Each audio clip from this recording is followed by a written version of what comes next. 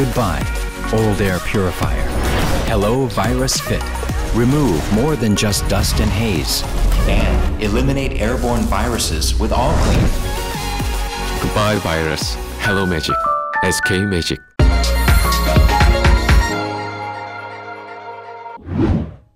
Good evening and welcome to KiniNews. Here are today's top stories. The ban on 4D number betting operators in Kedah is not an act of racism according to the Menteri Besar. In fact, he's even using China as an example to make his case.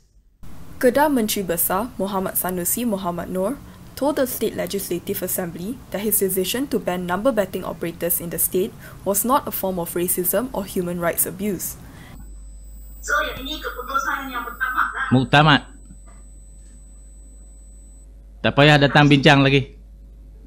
In his debate speech on the state's budget for 2022, Sanusi said there are no studies that showed that gambling was beneficial. He added that even China has banned gambling since 1949, while ignoring the fact that China has 2 state-run lotteries. Sanusi explained that his policy to ban number betting outlets was his way of obeying God's command and to give thanks for the state's many blessings. He added that his policy was in recognition that most Malaysians were Muslims and there was a need to maintain harmony in society.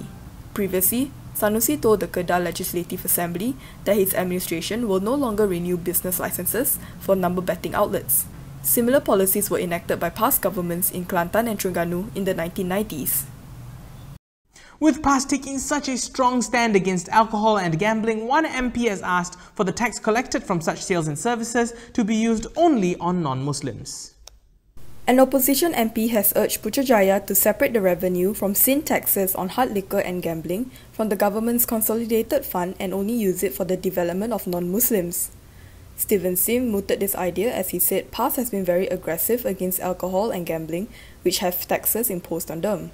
Earlier, based on the answer given by Deputy Finance Minister to Yamani Hafiz Musahi, Stephen noted that the excise tax revenue from hard liquor since 2010 is about 1.68 billion ringgit on average every year, which he said is quite a high number.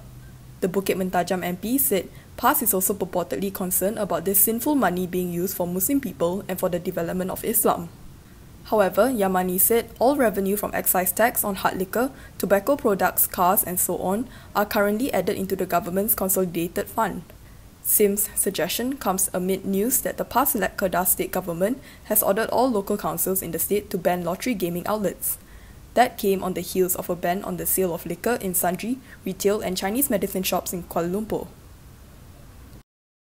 Tengku Adnan Tengku Mansor can breathe easy now because the Attorney General's Chambers has withdrawn its appeal to the Federal Court. UMNO man Tengku Adnan Tengku Mansor may no longer need to worry about his corruption case. This is because the Edge said it had reliably learnt that the prosecution had since withdrawn its appeal with the Federal Court.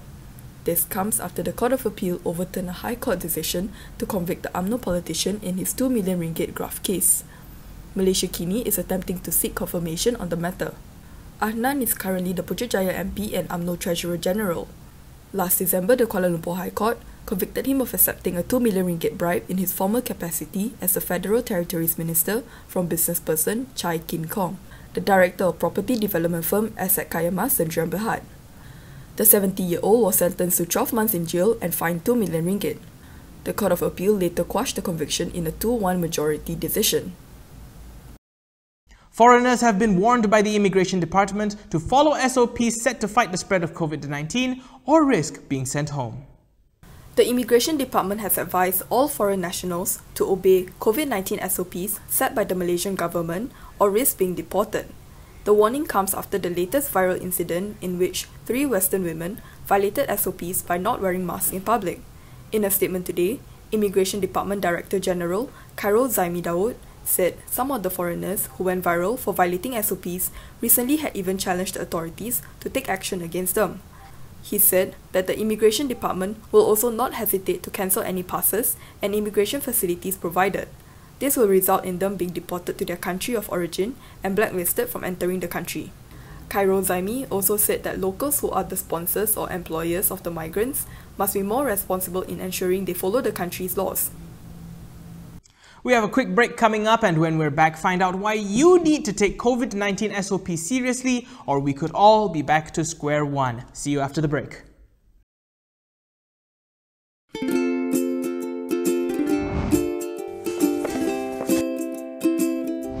shellfish, red meat, and beer. If you love indulging in these foods, you may end up with high uric acid level in your blood.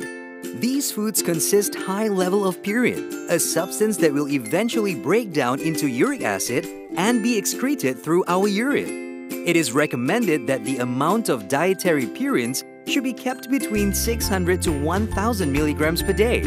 Having too much uric acid in your blood can cause attacks of gout. It can also cause kidney stones and blockage in the kidney. The crystallization of the excessive uric acid in your blood can be eased by reducing purine-rich food to only 100 to 150 milligrams daily, maintaining a healthy lifestyle, and consuming urinary alkalinizer like Ural. It consists of sodium bicarbonate, citric acid, and sodium citrate that increases the urinary pH and solubility of uric acid to prevent crystallization. Best of all, it's lemon-flavored and sugar-free. Ural, effective urinary alkalinizer. Neutralize your uric acid problem now.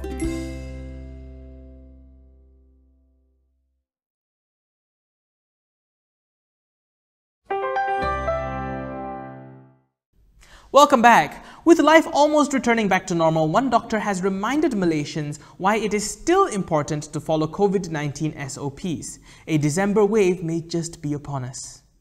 A Sungai Buloh hospital doctor has sounded the alarm on a possible new COVID-19 wave in December. On Twitter, Dr. Asfar Kamal said the normal and intensive care wards for COVID patients at his hospital are now saturated with Category 4 and Category 5 patients. Category 4 refers to COVID patients who are symptomatic, have pneumonia, and require supplementary oxygen. Category 5 refers to COVID patients who are critically ill. In view of this, he urged Malaysians to adhere to COVID-19 protocols, frequently wash their hands, respect mask mandates, and keep physical distancing. As of yesterday, the COVID R0 in the country was 1.04. As long as the figure is above 1.0, it suggests the spread of COVID-19 is accelerating. Daily admission of COVID-19 patients in the Klang Valley over the past 7 days is up 17% compared to the preceding period. Although almost 94.1% of the Klang Valley population has been vaccinated against COVID-19, vaccinated persons can still carry the virus. Tanjung Bidaro in Malacca has always been a safe seat for UMNO. However, that could be changing this time. Tanjung Bidaro has been a long-time BN stronghold. Winning 60% of the votes despite a three-corner fight, it is the largest vote share UMNO won in Malacca during the 2018 general election.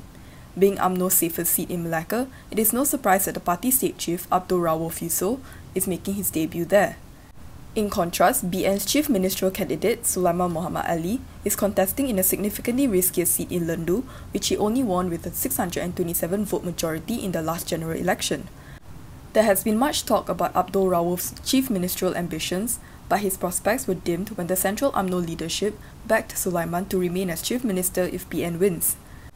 Rauf had stated that he will abide by the party's decision, but the door is not closed for the state UMNO chief, as Sulaiman must first survive his battle for Lendu. Rauf appeared to be in a relatively more comfortable position compared to Sulaiman, but that changed when PN decided to field Mas Irmiyati Samsudin, Bersatu's topmost candidate in the Malacca polls, against the state UMNO chief.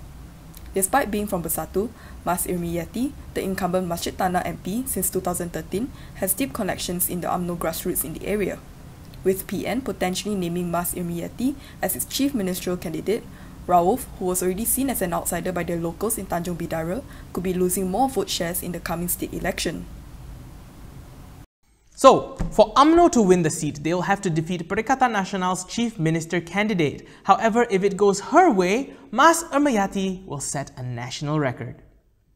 Mas Irmiyati Samsudin has been announced as Perikatan Nasional's chief ministerial candidate if the coalition wins the Malacca election. The announcement was made by PN chairperson Muhyiddin Yassin today. She will be the first woman to head of government in a state if she wins in Tanjung Bidaro and PN can muster a majority. With polling day just 2 days away, the timing of the announcement appeared geared to help give PN a boost.